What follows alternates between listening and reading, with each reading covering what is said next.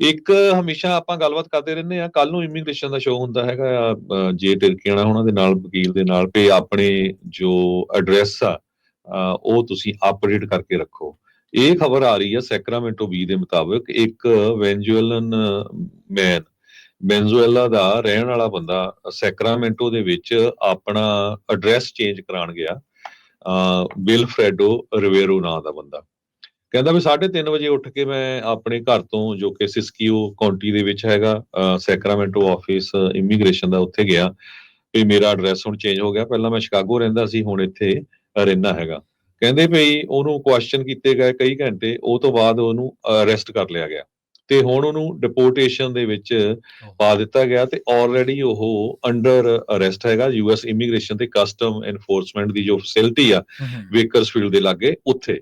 ਉਹ ਕਹਿੰਦਾ ਵੀ ਮੈਂ ਤਾਂ ਸਾਰਾ ਕੁਝ ਸਹੀ ਕਰ ਰਿਹਾ ਸੀ, ਵੀ ਜੋ ਰੂਲ ਹੈਗਾ ਵੀ ਜਦੋਂ ਤੁਸੀਂ ਮੂਵ ਹੁੰਦੇ ਹੈਗੇ ਆ ਕਿਤੇ ਵੀ ਆਪਣਾ ਐਡਰੈਸ ਅਪਡੇਟ ਕਰਦੇ ਹੈਗੇ ਆ ਜਾ ਕੇ, ਤੇ ਮੇਬੀ ਹੁਣ ਗਲਤੀ ਕਰ ਲਈ ਵੀ ਜਾਂ ਤਾਂ ਉਹ ਵਕੀਲ ਦੇ ਨਾਲ ਜਾਂਦਾ ਜਾਂ ਵਕੀਲ ਤੋਂ ਕਿਸੇ ਤਰ੍ਹਾਂ ਦੀ ਸਲਾਹ ਲੈਂਦਾ। ਹੁਣ ਆਈਸ ਦੀ ਜਿਹੜੇ ਸਪੋਕਸਪਰਸਨ ਆ ਉਹਨਾਂ ਨੇ ਕਨਫਰਮ ਵੀ ਕੀਤਾ ਵੀ ਜੋ ਰੈਵੇਰੋ ਆ ਉਸ ਨੂੰ ਅਰੈਸਟ ਕੀਤਾ ਗਿਆ ਆ, ਕਿਉਂਕਿ ਉਹਦੀ ਕਹਿੰਦੇ ਵੀ ਜਿਹੜੀ ਪੈਰੋਲ ਆ ਉਹ ਰਿਵੋਕ ਕਰ ਦਿੱਤੀ ਗਈ ਆ ਮਾਰਚ 27 ਨੂੰ ਜਦੋਂ ਹੀ ਉਹ ਗਿਆ। ਤੇ ਉਹਨਾਂ ਨੇ ਇਹ ਨਹੀਂ ਦੱਸਿਆ ਵੀ ਕਾਹਤੇ ਉਹਦੀ ਜਿਹੜੀ ਪੈਰੋਲ ਆ ਉਸ ਨੂੰ ਰਿਵੋਕ ਕੀਤਾ ਗਿਆ, ਪਰ ਹਜੇ ਉਹ ਕਸਟਡੀ ਦੇ ਵਿੱਚ ਹੈਗਾ ਜਦੋਂ ਤੱਕ ਉਹਦੀ ਜਿਹੜੀ duration of his immigration removal proceeding ਆ। ਸੋ ਬੜੀ ਹੈਰਾਨੀ ਦੀ ਖਬਰ ਆ ਵੀ ਬੰਦਾ ਆਪਣਾ ਐਡਰੈਸ ਚੇਂਜ ਕਰਾਉਣ ਗਿਆ ਤੇ ਉਹਨੂੰ ਉੱਥੇ ਜਿਹੜਾ ਅਰੈਸਟ ਕਰ ਲਿਆ ਗਿਆ ਆਈਸ। ਜੀ ਬਿਲਕੁਲ। ਤੇ ਆਪਾਂ ਇਹ ਵੀ ਦੇਖਿਆ ਕਿ ਜਿਹੜੇ ਲੋਕ ਆਈਸ ਦੀਆਂ ਡੇਟਸ ਦੇ ਉੱਤੇ ਗਏ ਆ ਉਹਨਾਂ ਨੂੰ ਸੱਦਿਆ ਗਿਆ ਸੀਗਾ, ਉਹਨਾਂ ਦੇ ਵਿੱਚ ਵੀ ਬਹੁਤ ਸਾਰੇ ਜਿਹੜੇ ਲੋਕ ਆ ਉਹ ਡਿਟੇਨ ਕਰ ਲਏ ਗਏ ਉਦੋਂ ਗਏ ਹੋਏ। ਇਸ ਕਰਕੇ ਬਹੁਤ ਸਾਰੇ ਲੋਕ ਜਾਣ ਤੋਂ ਗੁਰੇਜ਼ ਵੀ ਕਰਦੇ, ਪਰ ਆਪਾਂ ਇਮੀਗ੍ਰੇਸ਼ਨ ਸ਼ੋਅ ਦੇ ਵਿੱਚ ਇਹ ਵੀ ਸੁਣਿਆ ਵੀ ਤੁਸੀਂ ਕੋਈ ਵੀ ਜਿਹੜੀ ਡੇਟ ਦਿੱਤੀ ਹੋਈ ਆ ਉਹਨਾਂ ਨੇ ਉਹਨੂੰ ਤੁਸੀਂ ਸਕਿਪ ਨਹੀਂ ਕਰ ਸਕਦੇ ਕਿਸੇ ਵੀ ਹਾਲਤ ਦੇ ਵਿੱਚ।